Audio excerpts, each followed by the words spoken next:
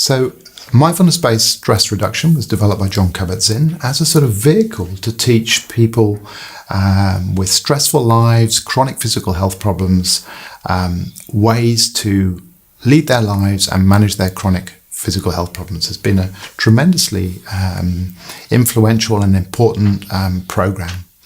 About 15 years ago, mindfulness-based cognitive therapy was developed by Zindel Segal, Mark Williams and John Teasdale, really on the platform of MBSR, mindfulness-based stress reduction. But what it did was it added, I think, two additional pieces.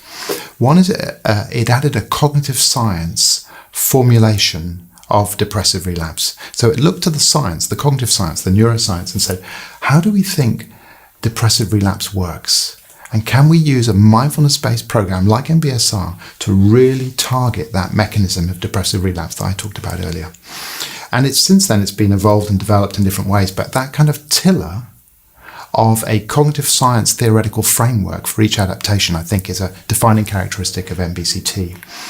I think the other thing that MBCT adds is that cognitive behavioral approaches have been found to be helpful with very many anxiety and depressive and mental health problems generally. And so it uses some of the very best cognitive and behavioral approaches and adds those into the kind of skeleton, the rubric of a mindfulness-based program. For anybody who has sat with pain for any period of time, it is a very, very unbearable place to be. For two reasons. The first reason is the first arrow of the pain itself. So it's sometimes described as having two arrows. The first arrow is that in my back just now, I have got heat and searing sensations. It feels like a light show and pinpricks in my back. That's the first arrow. That pain is actually very uncomfortable.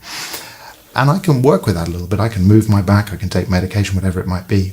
The second arrow is what my mind does with that pain. And that will be different for different people.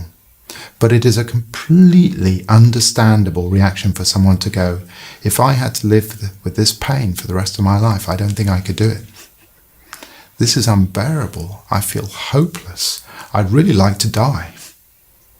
That's not uncommon for people with chronic pain, for their mind to react in that way and not even necessarily know that that's what's happening.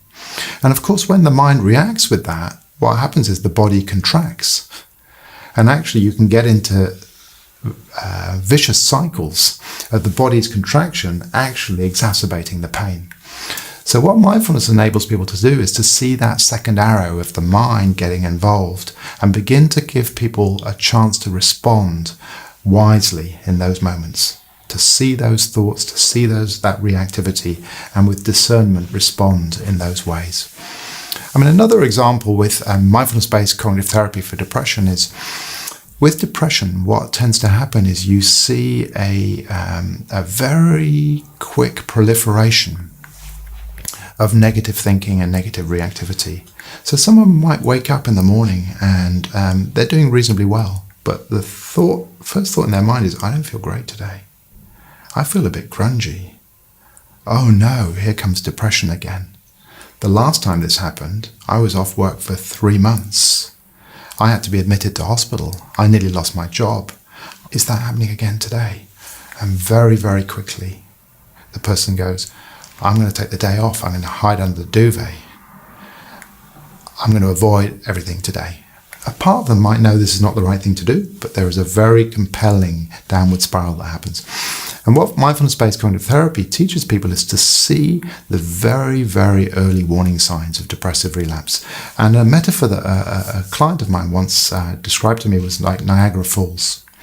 That what's for many people happens is that depressive relapse is experienced like being sucked beyond volition and in a very scary way being sucked towards and over the falls into yet another depressive relapse. And what this client described to me is 3 or 4 miles upriver, being able to see just the first whispers of depressive relapse. So with the Niagara Falls analogy, it's the eddies in the water.